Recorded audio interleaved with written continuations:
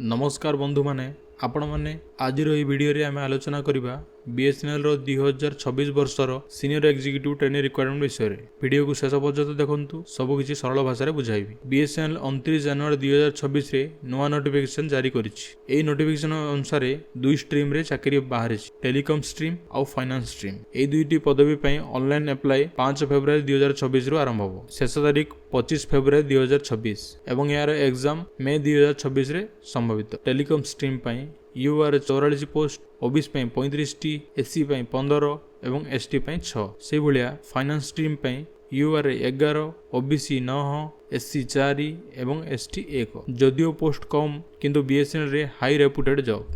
शिक्षागत योग्यता किंबा BTech degree रे 60% मार्क थिबा आवश्यक एवं यहाको electronics telecommunication, electronics, computer science, information technology एवं इलेक्ट्रिकल अथवा यार कंबाइंड सब्जेक्ट रे पास करथिबा स्टूडेंट यह अप्लाई करि परिबे। फाइनेंस टीम पई सीए किंबा सीएमए हेबा दरकार।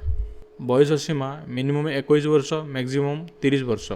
चयन प्रक्रिया देखंतु संपूर्ण सिलेक्शन सीबीटी एग्जाम पर निर्धारित। टोटल मार्क 200 क्वेश्चन 200 मार्क एवं 3 घंटा। पार्ट 1 रे एप्टीट्यूड टेस्ट 40 क्वेश्चन 40 मार्क एवं पार्ट 2 रे technical and core 160 question 160 mark. Training and job details joining पर कैंडिडेट को 2 वर्ष प्रोबेशन प्लस ट्रेनिंग हबो। ट्रेनिंग पर सीनियर एग्जीक्यूटिव पदरे पोस्टिंग दिया जिवो। परीक्षा 27 सहर रे हबो, जेभली कि भुवनेश्वर, कोलकाता, दिल्ली, मुंबई, बेंगलोर, हैदराबाद इत्यादि। Application fees general OBC EWS पई 2500 टंका, एससी एसटी पीडब्ल्यू पई 1250 टंका।